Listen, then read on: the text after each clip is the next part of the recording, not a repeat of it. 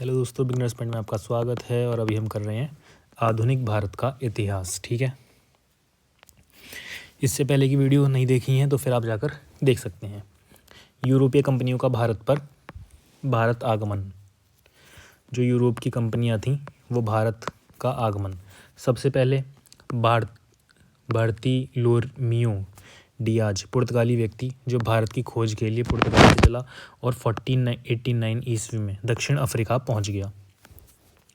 Spain के यात्री Columbus 1492 ईस्वी में पश्चिम की ओर अपनी यात्रा शुरू की और वह अमेरिका पहुंच गया। एक अन्य पुर्तगाली यात्री वास्को डी गामा गुजराती पथ प्रदर्शक अहमद इबन माजिद की सहायता से समुद्री मार्ग से होते हुए केरल के कलिकट बंदरगाह पर 20 मई 1498 ईस्वी को पहुंचा। कलिकट के तत्कालीन शासक जमोरिन ने वास्को डी गामा का स्वागत किया। भारत में यूरोपीय व्यापारियों के आने का क्रम। पर्दा अगर फारपीए पीआर पुर्तगाली 1498, डच हॉलैंड 1596, अगर अंग्रेज 1599, फारे फ्रांसीसी 1664, पीए यूरोपीय यात्री। भारत में यूरोपीय कंपनी के आने का क्रम। प्राण दान पे फिरे पानी पीआर पुर्तगाली 1505, एन अंग्रेज 1600, डच 1602, डेनिस 1616, फ्रांसीसी 1664, पानी यानी कि कंपनी। 1502 ईस्वी में एक बार फिर वास्को डी गामा पुर्तगाली ईस्ट इंडिया कंपनी के प्रतिनिधि के तौर पर भारत आया और उसने केरल के एन्नौर में पहली फैक्ट्री स्थापित की। 1505 ईस्वी में पुर्तगाली सरकार ने फ्रांसिस्को डी अल्मोड़ा को पुर्तगाली गवर्नर के रूप में भारत भेजा। अल्फांसो द अल्बुकर्क 1609 ईस्वी में गवर्नर बनकर भारत आया था। अल्फांसो डी अल्बुकर्क ने ही पहली बार 1510 ईस्वी में बीजापुर के शासक इस्माइल आदिल शाह से गोवा छीन लिया था। अल्बुकर्क को पुर्तगाली व्यक्ति का वास्तविक गवर्नर कहा जाता है। पुर्तगालियों के बाद 1602 ईस्वी में Dutch East India Company Bharat आई। भारत आने वाले प्रथम डच यात्री कार्नवालिस द हस्तमान था। डच ईस्ट इंडिया कंपनी ने अपनी पहली फैक्ट्री मछलीपट्टनम में स्थापित किया। 1759 ईस्वी में ब्रिटिश ईस्ट इंडिया कंपनी ने बेदरा के युद्ध में डच ईस्ट इंडिया कंपनी को पूरी तरह पराजित कर दिया। इसके बाद डच सत्ता भारत में पूर्णतः समाप्त हो गया। भारत आने वाला प्रथम अंग्रेज हॉकिंस था जो जहांगीर के शासनकाल में भारत आया था। 1608 ईस्वी में ब्रिटिश ईस्ट इंडिया कंपनी ने सूरत में पहली फैक्ट्री की स्थापना की। अंग्रेजों द्वारा पहली मान्यता प्राप्त कंपनी 1611 ईस्वी में मछलीपट्टनम में स्थापित हुई। साल 1633 ईस्वी में पूर्वी भारत में कंपनी का पहला कारखाना हरिहरपुर जिला बालासोर उड़ीसा में स्थापित किया गया था। 1662 ईस्वी में ब्रिटेन के सम्राट चार्ल्स द्वितीय का विवाह पुर्तगाली राजकुमारी कैथरीन बेंगाजा के साथ हुआ और पुर्तगालियों ने चार्ल्स द्वितीय को मुंबई दहेज के रूप में दे दिया। ब्रिटिश ईस्ट इंडिया कंपनी के आगमन के पश्चात Denmark Holland east India company 1611 ईस्वी में भारत आई और अपना पहला फैक्ट्री केरल के त्रिवेणुकर नामक स्थान पर खोला, लेकिन यह काफ़ी कमज़ोर था। 1845 ईस्वी तक इस कंपनी ने अपने समस्त व्यापारिक केंद्र ब्रिटिश ईस्ट इंडिया कंपनी के हाथों बेचकर चला गया। डेनमार्क हॉलैंड के बाद भारत में फ्रांसीसी कंपनी का आगमन हुआ। पहली बार फ्रांसीसी कंपनी 1664 ईस्वी ने सूरत में फैक्ट्री स्थापित 1668 ईस्वी किया। 1672 ईस्वी में फ्रांसीसी कंपनी का गवर्नर मार्टिन को बनाया गया। कर्नाटक युद्ध IFIF करना इफ करना। प्रथम कर्नाटक युद्ध 1746 से 1748 यानी कि इंडिया F फ्रांसीसी। द्वितीय कर्नाटक युद्ध 1749 से 1754 इंडिया फ्रांसिस। तृतीय कर्नाटक युद्ध 1758 से 1763 अंग्रेज फ्रांसीसी। मैसूर तथा अंग्रेजों के बीच 4 युद्ध हुए। प्रथम अंगाल मैसूर युद्ध 1767 से 1769 ईस्वी मद्रास की संधि से समाप्त हुआ। द्वितीय अंगाल मैसूर युद्ध 1780 से 1784 मैंगलोर की संधि से समाप्त हुआ। तृतीय अंगाल मैसूर युद्ध 1790 से 1792 ईस्वी श्रीरंगपट्टनम की संधि से समाप्त हुआ। चतुर्थ आंग्ल मैसूर युद्ध 1799, इस युद्ध में टीपू सुल्तान मारा गया। अब आ जाते हैं बंगाल पर अंग्रेजी आधिपत्य। अंग्रेजों की मृत्यु के बाद एक एक करके क्षेत्रीय रियासतों का गठन होने लगा, जिसमें एक बंगाल राज्य का संस्थापक मुर्शिद कुली खां को माना जाता है। 1722 ईस्वी में मुर्शिद कुली खां ने अपनी राजधानी ढाका से मुर्शिदाबाद स्थानांतरित की। 1727 ईस्वी में मुर्शिद कुली खां की मृत्यु के बाद शुजाउद्दीन बंगाल का नवाब बना। इसके शासनकाल में बिहार को सैद्धांतिक रूप से बंगाल में शामिल कर लिया और बिहार का उप सूबेदार अलीवर्दी खां को बनाया। अलीवर्दी खां के शासनकाल में मराठा पेशवा बालाजी बाजीराव ने 1751 ईस्वी में बंगाल पर आक्रमण किया और अलीवर्दी खां को सरदेशमुखी कर देने के लिए बाध्य कर दिया। अलीवर्दी खां के ही शासनकाल में ब्रिटिश ईस्ट इंडिया कंपनी ने मराठों के आक्रमण से बचने के लिए फोर्ट विलियम के घेराबंदी कर ली। 1756 ईस्वी में अलीवर्दी खां की मृत्यु हो गई। तत्पश्चात उसका नाती सिराजुद्दौला अगला नवाब बना। सिराजुद्दौला के शासनकाल की सबसे महत्वपूर्ण घटना ब्लैक होल की दुर्घटना थी। ऐसा माना जाता है कि सिराजुद्दौला ने 20 जून 1756 ईस्वी को 146 अंग्रेजों को एक तंग कोठरी में बंद कर दिया। अगले दिन जब उसे खोला गया तो मात्र 23 व्यक्ति ही जीवित थे। उस जीवित व्यक्ति में एक वॉलवेल भी था। जब इस घटना की जानकारी दक्षिण भारत में पहुंची तो क्लाइव ने अपनी एक सेना जो फ्रांसीसियों के विरुद्ध लड़ने के लिए रखा था उसको बंगाल भेज दिया। इस सेना का नेतृत्व लॉर्ड क्लाइव ने संभाला था। लॉर्ड क्लाइव ने नवाब के 2 विश्वासी अधिकारी राय दुर्लभ कोषाध्यक्ष और मीर जाफर प्रधान सेनापति को अपनी ओर मिला लिया। 18वीं सदी की लड़ाई 57 प्लास से 60 वाडी को 61 बार पानी पिलाया। 1757 प्लासी का युद्ध अंग्रेजों ने सिराजुद्दौला को हराया। 1760 वाडीवाश का युद्ध फ्रांसीसी पराजित हो गए। 1761 पानीपत की थर्ड लड़ाई यानी कि अहमद शाह अब्दाली ने मराठों को हराया। 64 बक्सा 74 रुहेल 95 निजाम अब खुदरा भेल।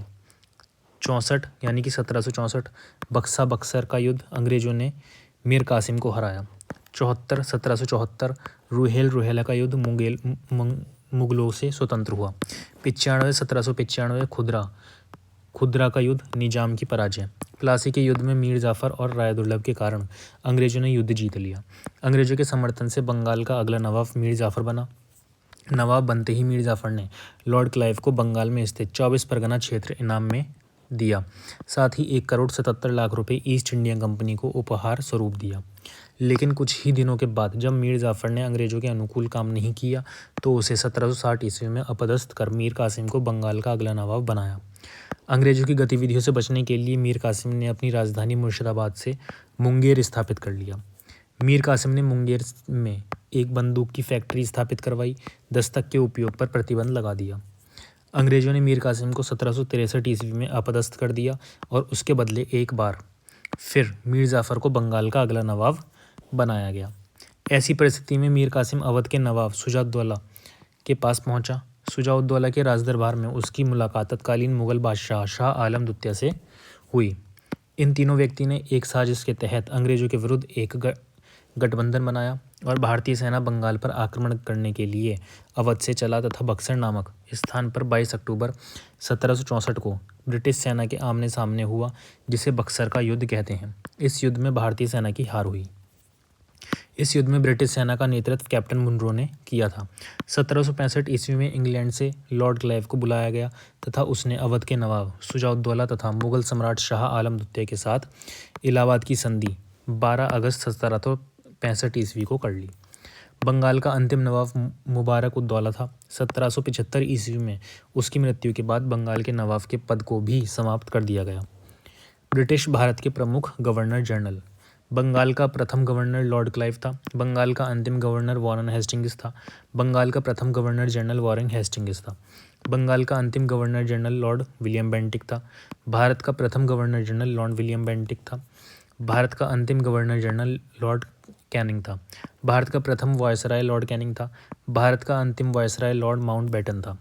स्वतंत्र भारत का प्रथम वायसराय लॉर्ड माउंटबेटन था। स्वतंत्र भारत का प्रथम व अंतिम भारतीय गवर्नर जनरल चक्रवर्ती राजगोपालाचारी था। पाकिस्तान के पहले गवर्नर जनरल मोहम्मद अली जिन्ना थे, जो महाराष्ट्र के थे। पाकिस्तान के प्रथम प्रधानमंत्री लियाकत अली हुए, जो उत्तर प्रदेश के निवासी थे। अब आ जाते हैं क्लाइव। 1757 से 1767 ईस्वी। 67 कल आई बंगाल में दूध। कलाई यानी कि क्लाइव, रॉबर्ट क्लाइव। बंगाल में दूध द्वैध शासन की स्थापना की गई। क्लाइव ने बंगाल में द्वैध शासन की व्यवस्था की थी।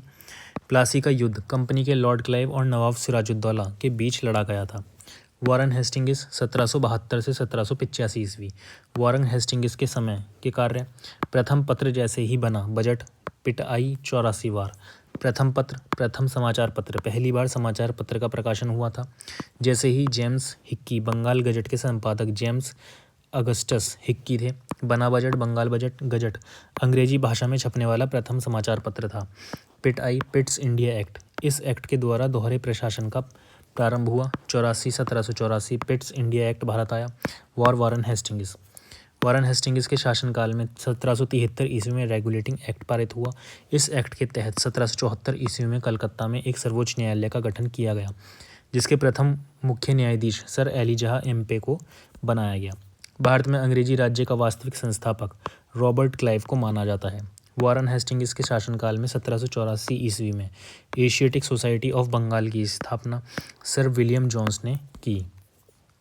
वारन हेस्टिंग्स ने 1781 ईस्वी में कोलकाता में मुस्लिम शिक्षा के विकास के लिए मदरसा का स्थापना करवाया। वारन हेस्टिंग्स के शासन में चार्ल्स विल्किंस ने गीता का अंग्रेजी में अनुवाद किया। वारन हेस्टिंग्स के अन्यायपूर्ण तथा निरंकुश कार्यों के कारण उस पर महाभियोग का मुकदमा चलाया गया, परंतु ब्रिटिश संसद ने उसकी सेवा को देखते हुए उसे दोषमुक्त कर दिया। अब आ जाते हैं लॉर्ड कॉर्नवालिस 1786 से 1793 ईस्वी। 1793 ईस्वी में लॉर्ड कॉर्नवालिस ने कानून का एक कोड तैयार किया, जिसे कॉर्नवालिस कोड भी कहा जाता है। कॉर्नवालिस को भारतीय नागरिक सेवा का जनक कहा जाता है। कॉर्नवालिस ने राजस्व व्यवस्था के क्षेत्र में एक महान परिवर्तन लाया। इसे स्थायी बंदोबस्त अथवा जमींदारी व्यवस्था भी कहा जाता है। इस व्यवस्था में जमीन का वास्तविक मालिक जमींदार को बनाया गया। लॉर्ड वेलेजली 1798 से 1805 ईस्वी। लॉर्ड वेलेजली के समय के कार्य: लेजेली सहायक संधि HMT। लॉर्ड वेलेजली के समय में सहायक संधि हुआ था। हैदराबाद सहायक संधि अपनाने वाला पहला राज्य 1798 ईस्वी। मैसूर सहायक संधि अपनाने वाला दूसरा राज्य 1799 ईस्वी। तंजौर सहायक संधि अपनाने वाला तीसरा राज्य अक्टूबर 1799 ईस्वी। सहायक संधि लागू करने वाला प्रथम गवर्नर लॉर्ड वेलेजली था। सहायक संधि करने वाला पहला राज्य हैदराबाद 1798 ईस्वी था। लॉर्ड वेलेजली ने ही 1799 ईस्वी में कलकत्ता में फोर्ट विलियम कॉलेज की स्थापना की। लॉर्ड मिंटो प्रथम 1807 से 1813। इसी के शासनकाल में पंजाब के शासक रंजीत सिंह और ईस्ट इंडिया कंपनी के बीच 1809 ईस्वी में अमृतसर की संधि हुई। इस संधि के तहत सतलज नदी को दोनों के बीच सीमा रेखा मान लिया गया। लॉर्ड हेस्टिंग्स 1813 से 1823 ईस्वी। इसके समय में तृतीय अंगाल मराठा युद्ध 1816 से 17 ईस्वी हुआ। इस युद्ध में अंतिम मराठा पेशवा बाजीराव दुत्ते की हार हुई और उसे कानपुर के निकट विठूर की जागीर दे दी गई। हेस्टिंग्स के ही शासनकाल में 1814 से 1816 आंग्ल नेपाल युद्ध हुआ। इस युद्ध में नेपाल के तत्कालीन शासक अमर सिंह थापा पराजित हुआ और अंग्रेजों के साथ 1816 ईस्वी में सुगौली की संधि कर लिया। लॉर्ड एमहर्स्ट 1823 से 1828 ईस्वी। इसके शासनकाल में आंग्ल बर्मा युद्ध 1824 से 26 ईस्वी हुआ। यह युद्ध याडूब की संधि से समाप्त हो गया। इस समय वर्मा के शासक महाबुंदेला था।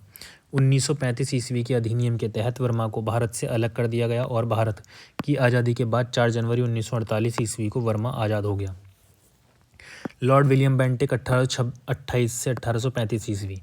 लॉर्ड विलियम बेंटिक के शासनकाल में घटित घटनाएं: अंग्रेजी मैडम चार शिशु ने सती को ठग लिया।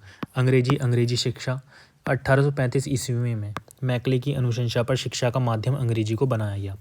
मैडम मेडिकल कॉलेज, कलकत्ता में मेडिकल कॉलेज की स्थापना की गई। चार्टर अधिनियम 1833, बंगाल का गवर्नर अब भारत का गवर्नर जनरल कहा जाने लगा। शिशु बालिका की हत्या पर रोक लगा दिया गया। सती प्रथा 1829 में राजा राम मोहन राय के सहयोग से सती प्रथा पर रोक लगाया गया। ठगी प्रथा, इसी चार्टर एक्ट के तहत ठगी प्रथा को भी समाप्त कर दिया गया। बेंटिक के शासनकाल में राजा राम मोहन राय ने 1828 ईस्वी में ब्रह्म समाज की स्थापना की, जिसका उद्देश्य बहुदेववाद, छुआछूत इत्यादि का विरोध करना था। शीर राय की सिफारिश पर ही बेंटिक ने 1829 ईस्वी में सती प्रथा को अवैध करार दिया। विलियम बेंटिक ने कलकत्ता में एक मेडिकल कॉलेज की स्थापना करवाई। उसने अपने समय में अंग्रेजी शिक्षा को अनिवार्य बना दिया। बेंटिक के शासनकाल में 1833 ईस्वी में एक चार्टर एक्ट पारित हुआ, जिसके तहत बंगाल के गवर्नर जनरल को भारत का गवर्नर जनरल बना दिया गया। लॉर्ड एलन बारो के शासनकाल में 1843 ईस्वी में दास प्रथा का उन्मूलन हो गया। लॉर्ड डलहौजी 1848 से 1856 ईस्वी। लॉर्ड डलहौजी के शासनकाल की प्रमुख घटनाएं। लाहौर से डरे डलहौजी। लोक निर्माण विभाग की स्थापना की गई। हड़प नीति के तहत सर्वप्रथम सतारा को मिलाया गया। से शिमला को ग्रीष्मकालीन राजनीति बनाया। राष्ट्रीय डाक को प्रारंभ करवाया। रेल। भारत में पहली रेल मुंबई से थाने के बीच चली। डलहौजी ने 1854 ईस्वी में एक स्वतंत्र विभाग के रूप में लोक सेवा आयोग की स्थापना की।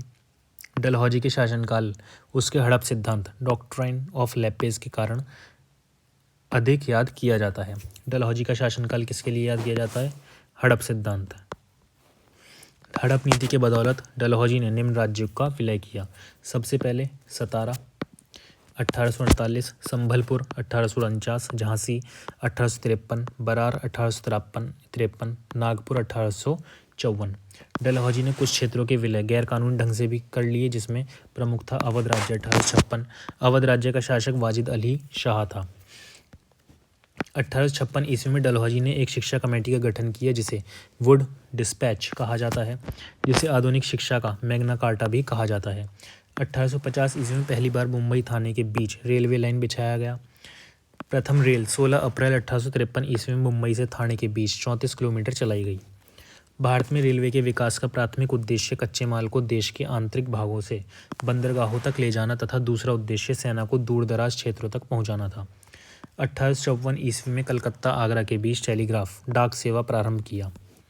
1854 ईस्वी में पोस्ट ऑफिस एक्ट पारित किया। इसके तहत तीनों प्रेसिडेंसी में एक एक डाकघर की स्थापना की गई। डलहौजी ने पहली बार डाक टिकट का प्रचलन किया। डलहौजी के ही कार्यों का परिणाम हुआ कि 1857 ईस्वी में सैनिक विद्रोह हो गए। अब आ जाते हैं लॉर्ड कैनिंग 1856 से 1862 ईस्वी। लॉर्ड कैनिंग के शासनकाल की प्रमुख घटनाएं। विधवा पुनः नया मदर कब हुई? विधवा पुनर्विवाह अधिनियम 1856 में पारित हुआ। नया न्यायालय उच्च न्यायालय की स्थापना 1856 में की गई। मदर मद्रास व कलकत्ता व मुंबई तीनों उच्च न्यायालय की स्थापना 1856 ईस्वी में किया गया। हुई कोर्ट एक्ट पारित हुआ। कैनिंग के शासनकाल की सबसे महत्वपूर्ण घटना 1857 ईस्वी का विद्रोह है। कैनिंग के समय 1856 ईस्वी में हिंदू विधवा पुनर्विवाह अधिनियम ईश्वर चंद्र विद्यासागर की सहायता से पारित हुआ। कैनिंग के समय से पहली बार कर्मचारियों को इनकम टैक्स 24 जुलाई 1860 लगने लगा। 1861 में इंडियन हाई कोर्ट एक्ट पारित किया गया, जिसके तहत कलकत्ता, मद्रास और मुंबई में एक एक उच्च न्यायालय की स्थापना किया। कैनिंग के समय 1858 ईस्वी में भारत सरकार अधिनियम पारित हुआ, जिसके तहत यह निर्धारित किया गया कि अब भारत का गवर्नर जनरल भारत का वायसराय कहलाएगा। भारत का गवर्नर जनरल जो होगा वही भारत का वायसराय कहलाएगा। 1857 का विद्रोह से पढ़ेंगे अगले पार्ट में।